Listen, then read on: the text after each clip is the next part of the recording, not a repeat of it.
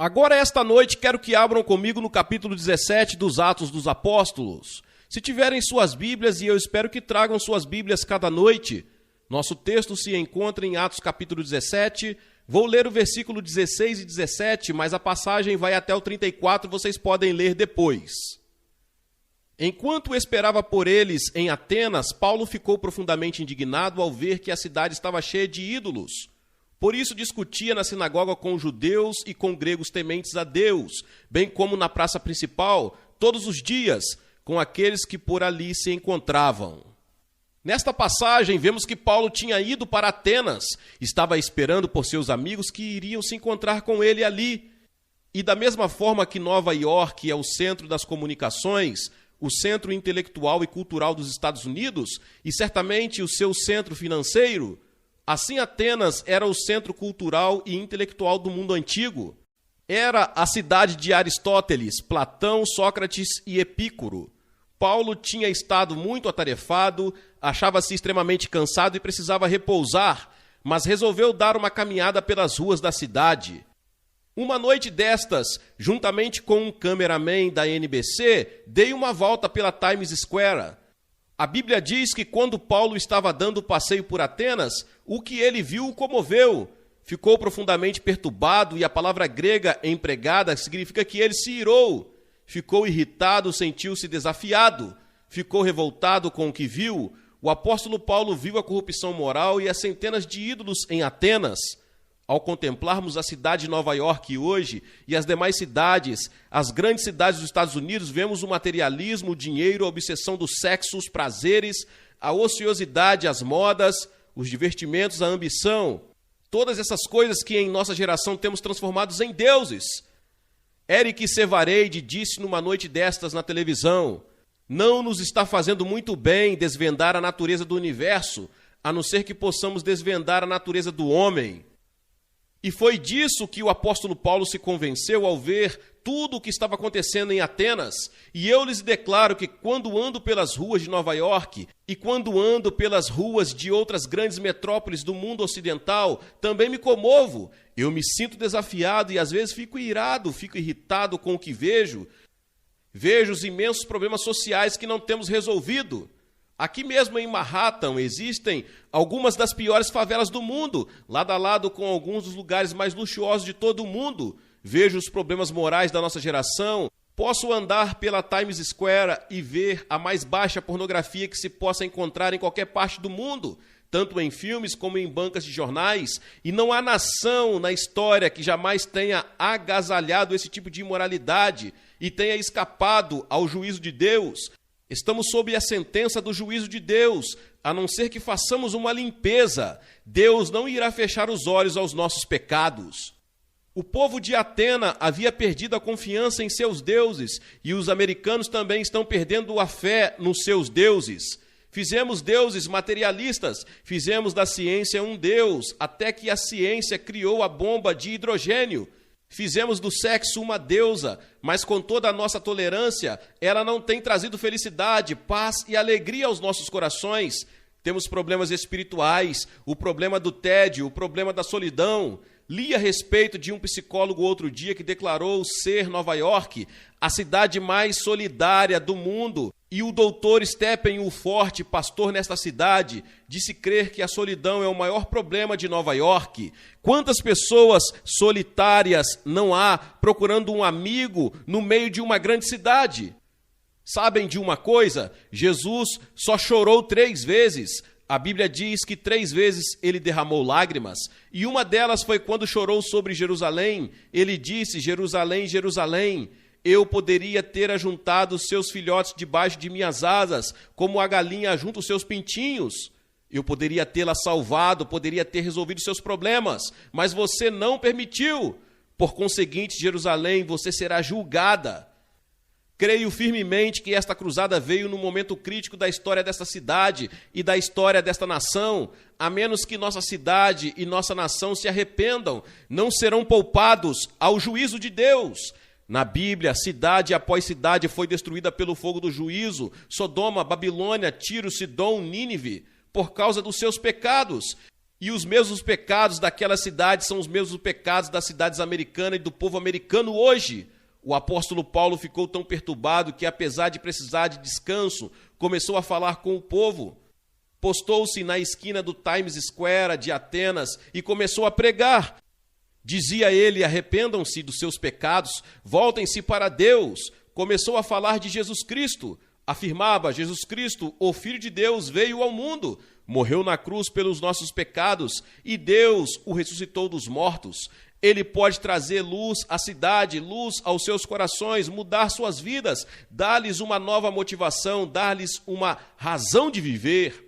Alguns dos intelectuais olharam-no com desdém, acharam graça e zombaram dele, e alguns deles, rindo, disseram: ele é um paurador, ele é um santarrão, não sabe o que está dizendo.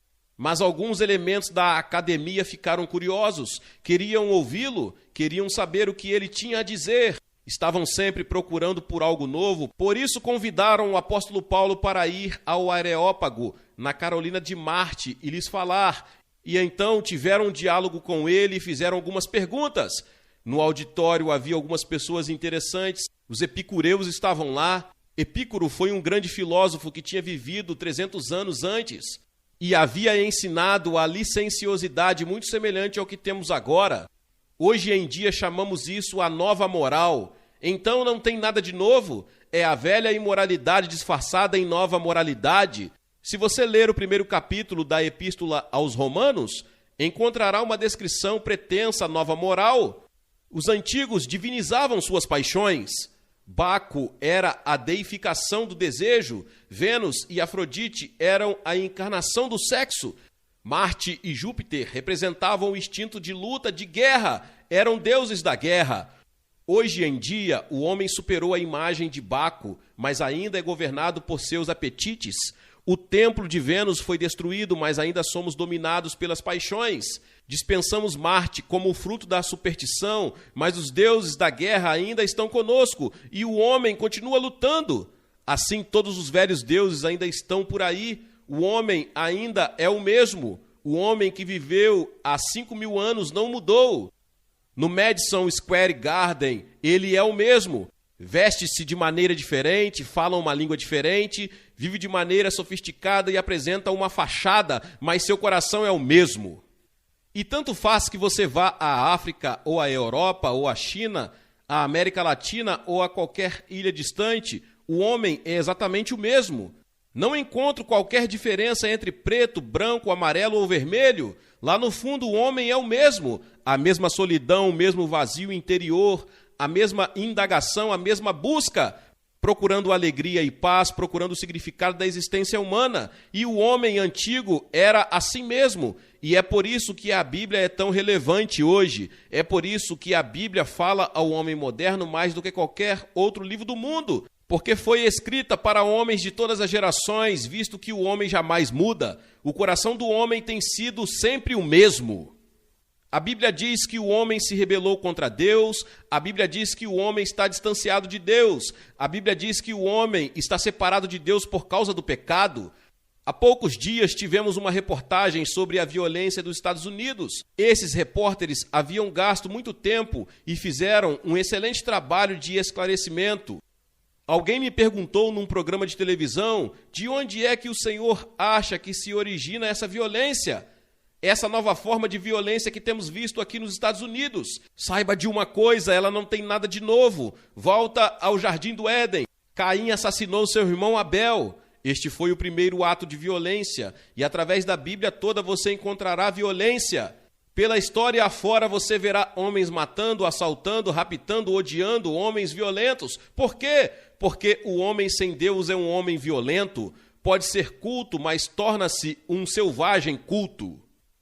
Um diretor da prisão, Sing Sing, disse certa vez que tinha um número suficiente de doutores em filosofia atrás das grades para formar o corpo docente de uma universidade.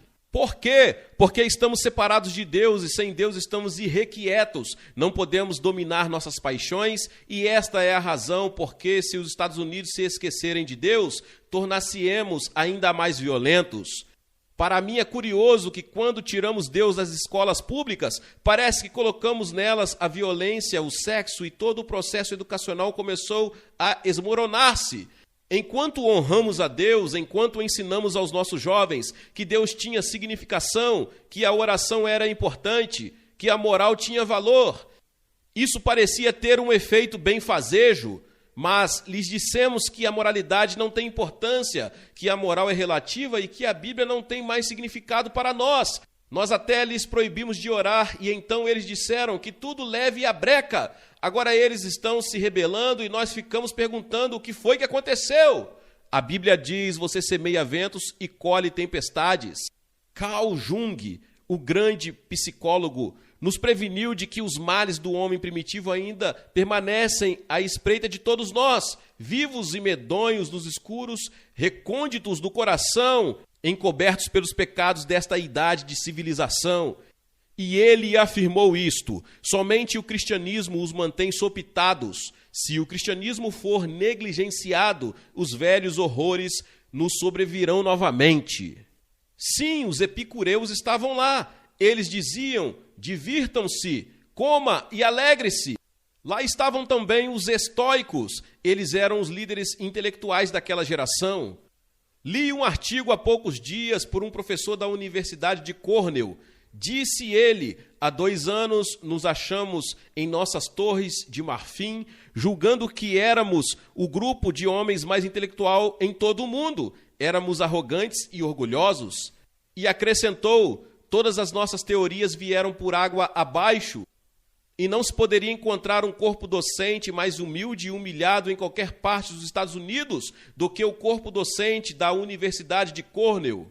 Sim, os estoicos, os intelectuais, lá estavam para ouvir o apóstolo Paulo, porque, como sabem, ele era um intelectual. Mas Paulo havia sido humilhado por Cristo na estrada de Damasco. Uma luz fulgurante havia brilhado e o apóstolo Paulo havia caído em terra e humildemente, como uma criancinha, exclamou: quem és tu, Senhor? E o Senhor se revelou a ele, e o apóstolo Paulo, verdadeiro gigante espiritual que era, tornou-se tão humilde como uma criancinha. Jesus disse que antes de alguém vir a ele, deve arrepender-se dos seus pecados, converter-se e tornar-se como uma criancinha. Era disso que ele estava falando? Você pode ser professor de uma universidade, mas antes de vir a Cristo precisa tornar-se como uma criança. Você precisa ter a mesma fé que a criancinha tem em seu pai. A Bíblia também diz que os pauradores estavam lá, mas quem eram eles? Eram pessoas que falavam muito, mas diziam muito pouco e ouviam muito pouco. O fato é que temos em nossas universidades hoje em dia uma boa porção de intelectualismo emocional e de conversa emocional. Quando estive aqui há 12 anos, acusaram-nos de emocionalismo. Se falava um pouco mais alto ou alguém derramava uma lágrima, a isso chamavam de emocionalismo. Não me fizeram essa pergunta nenhuma vez desde que cheguei, porque, como todos sabem, as grandes universidades aparecem agora na televisão e vemos todos os emocionalistas nos centros intelectuais. Nada há de condenável no entusiasmo e não há nada de errado na emoção se ela for orientada no sentido certo e se estiver sob controle. Jesus sentiu emoção, precisamos ter sentimentos em nossa fé. Havia também ali um grupo, ouvindo a Paulo naquele dia, que sinceramente buscava a verdade. Queriam realmente saber de onde vieram, por que estavam ali e para onde estavam indo.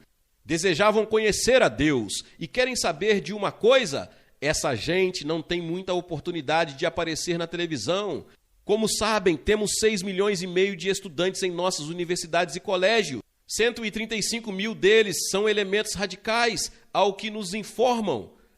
Há mais 500 mil que simpatiza com eles, mas onde estão os 6 milhões de que não se ouvem falar? Há milhões de jovens nos Estados Unidos que encaram com seriedade seus estudos, levam a vida a sério e dezenas de milhares deles conhecem a Cristo como Senhor e Salvador.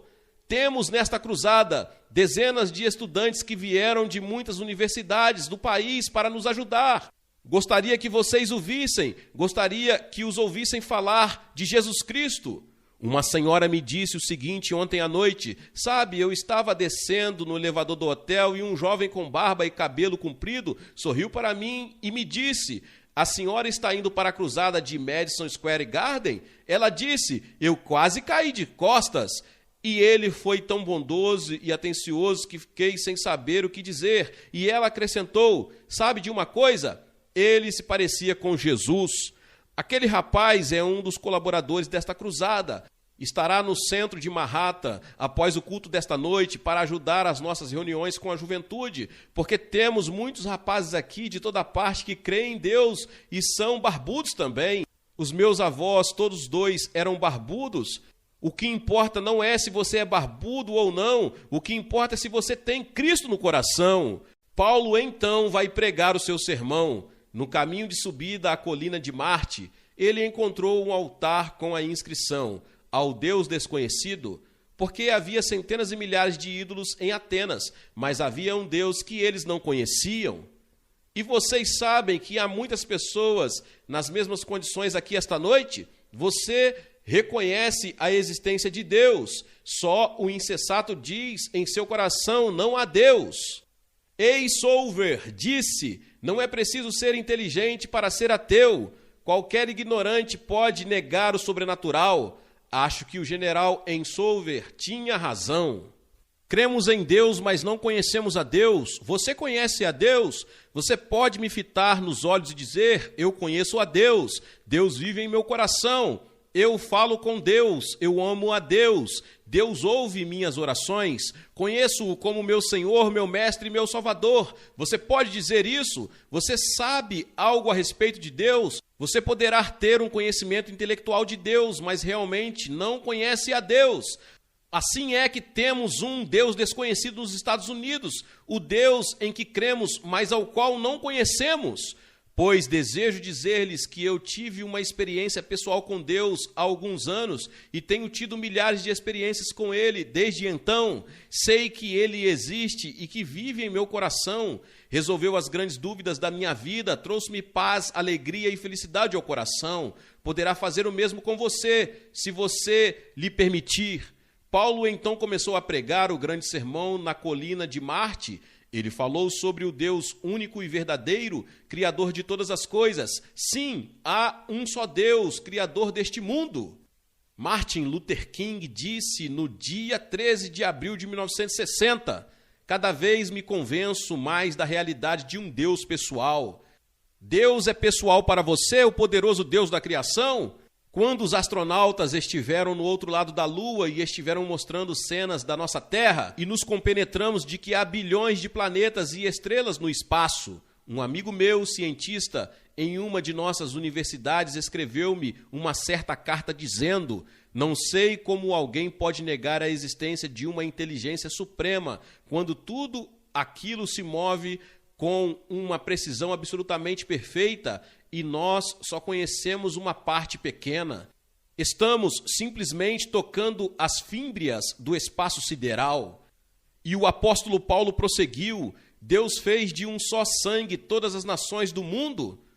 Os atenicenses eram orgulhosos, julgavam que não havia ninguém superior a eles, consideravam-se a super-raça. Quero que vocês saibam que a Bíblia diz que não existe raça superior. Somos do mesmo sangue, podemos ter pele escura, podemos ter pele amarela. Deus nos fez assim. Deus fez algumas pessoas pretas e outras brancas e ainda outras amarelas e vermelhas. Deus nos criou assim. Aceitemos esse fato e orgulhemo-nos dele. O preto é bonito, o branco é bonito, o amarelo é bonito, se Cristo está em nosso coração. Somos do mesmo sangue, somos uma raça humana única, somos uma alma responsável diante de Deus. A não ser que resolvamos nossos problemas e os resolvamos com urgência, não haverá brancos, amarelos, vermelhos e pretos para discutir este assunto e brigar por causa dele. Todos seremos destruídos. Somos todos de um só sangue. Sei que existem tensões racionais ao redor do mundo. Chineses e malaios em Singapura têm estado em luta e o problema é racial. Este não é um problema norte-americano, é um problema mundial. Mas a Bíblia diz que Deus de um só fez toda a raça humana para habitar sobre toda a face da terra. E a Bíblia diz que, como cristãos, temos a capacidade de nos amar uns aos outros. Não creio que jamais estejamos em condições de amar uns aos outros neste país enquanto todos não conhecermos a Cristo. Ele é capaz de nos dar o poder sobrenatural de amar uma pessoa de outra raça. Cristo pode fazê-lo. E então Paulo acrescentou: Deus não está longe. Havia algumas pessoas em Atenas que pensavam que Deus habitava no distante Monte Olimpo, mas Paulo disse: não, Deus está aqui. Ele não está numa montanha, nem tampouco numa estrela. Ele está aqui mesmo na terra e não está longe de nenhum de vocês. Ele pode ajudá-lo em sua enfermidade, ele pode libertá-lo de sua culpa, ele pode ajudá-lo em suas frustrações. Ele tem a resposta para os mistérios, os problemas e as dificuldades da vida. Então Paulo atinge o âmago de sua mensagem. Ele diz algo que eu desejo que cada pessoa do auditório desta noite ouça isso. Se nunca ouviu em toda a sua vida, esta é a palavra de Deus. O grande apóstolo Paulo estava dizendo: Deus agora ordena a todos os homens em toda parte, pense nisso, somos todos um sangue. Ele ordena a todos os europeus, a todos os asiáticos, a todos os nova-iorquinos, a todos os do norte, do sul, do leste, do oeste. Deus ordena a todos os homens em todo lugar que se arrependam. Deus não diz: eu sugiro que você se arrependa. Ele não diz: eu aconselho que você se arrependa. Ele não diz: eu espero que você se arrependa. Deus diz: eu ordeno que você se arrependa. Desejo então levantar a pergunta esta noite: você já se arrependeu? Deus o exige. Essa é uma ordem de Deus. Nada mais tem valor nesta vida ou na vida futura, a não ser que você obedeça a este grande mandamento: arrependa-se. E o que é arrependimento?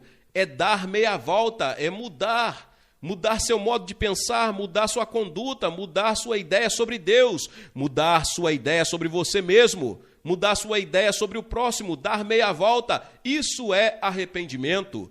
Já houve uma mudança em sua vida? A Bíblia diz: as coisas velhas já se passaram, tudo em sua vida tem que se tornar novo. Você deverá tornar-se uma nova criatura, completamente nova em Cristo. Já aconteceu isso com você? Você costuma ir à igreja? Talvez você creia na regra áurea, talvez aceite mesmo os 10 mandamentos como seu guia moral, mas isso não basta. Você precisa se arrepender, e todos neste auditório têm algo de que se podem arrepender. Pensem um pouco. Há alguma pessoa neste auditório que não precisa se arrepender? Não. A Bíblia diz: todos pecaram e carecem da glória de Deus. Existe uma só pessoa sem pecado no mundo? Não. Todos pecaram e carecem da glória de Deus. Portanto, se você pecou, tem alguma coisa de que se arrepender, porque arrependimento quer dizer que você confessa a Deus que tem pecado. Significa que você está pronto a dizer: ó Deus, tenho pecado, estou pronto a mudar minha conduta, estou disposto a abandonar o meu pecado. E por que é que Deus lhe manda arrepender-se? A resposta na declaração seguinte do apóstolo: porque Deus lhe manda arrepender-se? Ouça: porquanto estabeleceu um dia. Note, Deus estabeleceu um dia certo, no qual irá julgar o mundo com justiça por meio de um varão que destinou. Eu sei que nem eu nem você gosta de pensar em Deus em termos de ira e cólera e julgamento e inferno. O que acontece é que procuramos refazer Deus para conformá-lo à nossa própria imagem. Procuramos fazer Deus como julgamos que ele deve ser. Isso é idolatria. Há um artigo numa das nossas revistas este mês, escrito por um homem que deixou a Igreja Católica. Nesse artigo ele nega a revelação de Deus na Bíblia. Ele formou um Deus de acordo com a sua própria mente. Não é de admirar que deixasse a igreja. Ele não cria mais no Deus do cristianismo.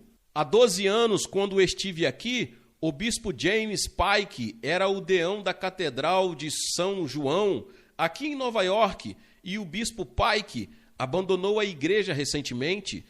Ele escreveu um artigo sobre as razões do seu gesto e parece-me que houve 3 apresentadas. Sua incapacidade para encontrar credibilidade, relevância e ação. Para ele, o cristianismo não mais merecia crédito, nem Cristo nem a igreja não eram mais relevantes nem atraentes. Pois eu quero dizer-lhes que descobri exatamente o oposto. Jesus Cristo merece confiança. Em Jesus Cristo eu descubro o Evangelho todo e na Bíblia o livro mais importante do mundo. Verifico que Jesus Cristo cumpre tudo quanto prometeu e ele poderá fazê-lo em sua vida se você colocar sua confiança nele. Deus ordenou que nos arrependêssemos porque ele vai julgar o mundo. Sim, um dia de juízo está para vir. Jesus disse: toda palavra frívola que proferirem os homens, dela darão conta no dia do juízo. Pensem nisso. Toda palavra frívola que você disser, todo pensamento, todo propósito, tudo que você já fez às escuras, tudo que você varreu para baixo do tapete, tudo que você imaginou estar escondido, tudo virá à luz no juízo e seremos julgados por aquele homem, o Senhor Jesus Cristo. Ele veio da primeira vez como um bondoso Salvador, da próxima vez virá como juiz de toda a terra. E a Bíblia diz que a prova do fato de que Deus vai julgar o mundo é que ele o ressuscitou dentre os mortos. Você pode rir. Riram de Noé, riram de Jeremias, riram de Ló, riram de Amós, riram dos apóstolos. Têm rido dos pregadores através dos séculos quando avisaram do juízo iminente, mas nem por isso impediram o juízo. O juízo virá, você terá que enfrentá-lo. Você está pronto? O profeta Amós disse: prepara-te para te encontrares com o teu Deus. Deus o ressuscitou dentre os mortos, e por isto o Cristo que lhes apresento esta noite não é o Cristo da cruz. Ele morreu na cruz por nossos pecados, derramou seu sangue por nossos pecados, e cada vez que tomamos a comunhão, a Santa Ceia em nossas igrejas, lembramos o sangue que ele derramou. Sem o derramamento daquele sangue não há perdão dos nossos pecados. O Evangelho é que Cristo foi ressuscitado dentre os mortos e eu agora tenho boas novas.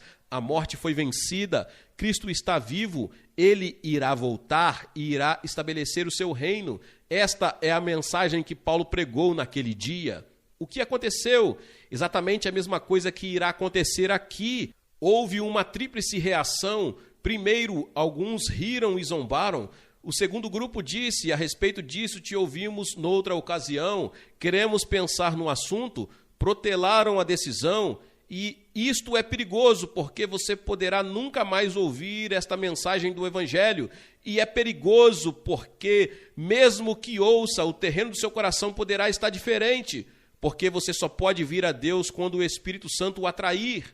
Milhares de pessoas em todo o mundo estão orando por esta reunião. Seu coração foi tocado de maneira estranha e desafiado, convencido e perturbado esta noite. E a Bíblia diz: hoje é o tempo oportuno, hoje é o dia da salvação. A Bíblia previne que você pode endurecer o coração, por isso que você deve vir e fazer agora a entrega da sua vida a Cristo, enquanto o Espírito de Deus está falando. Você poderá nunca mais estar tão perto do reino de Deus novamente. Depois houve alguns que riram. Alguns de vocês vão sair daqui rindo e escarnecendo, dizendo: que tolo! Eu gostaria de pensar num assunto por mais uns dias.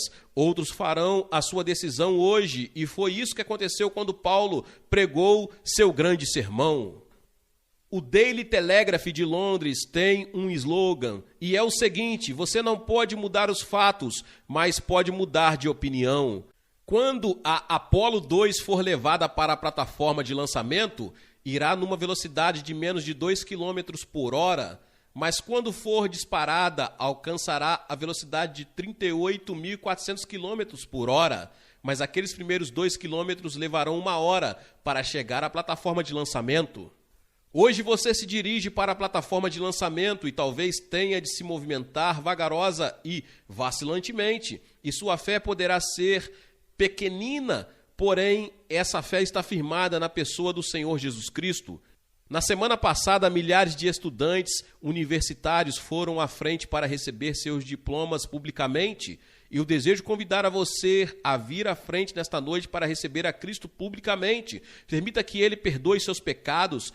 Deixe-o entrar em seu coração e dar-lhe uma nova vida, e uma vida em nova dimensão. E saia daqui hoje sabendo que o seu nome está escrito no livro da vida. Saia daqui sabendo que nunca terá que enfrentar o juízo, sabendo que todos os seus pecados estão perdoados, sabendo que irá para o céu ao morrer, com um novo poder para enfrentar os problemas e as dificuldades.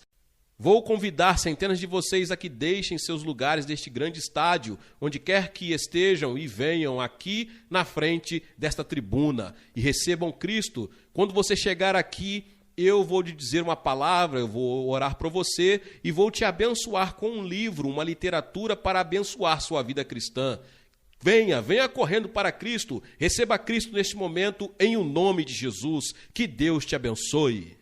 Glória a Deus, louvado seja o nome do Senhor. Que palavra poderosa. Talvez você chegou até aqui e ouviu esta palavra e ainda não é inscrito aqui no canal. Se inscreva aqui no canal e ative o sininho das notificações. Todos os dias são postados vídeos abençoados aqui no canal para te abençoar. Deixe também o seu like e não se esqueça de compartilhar esta palavra com mais pessoas. Meus irmãos e minhas irmãs, nos vemos nos próximos vídeos. Amém.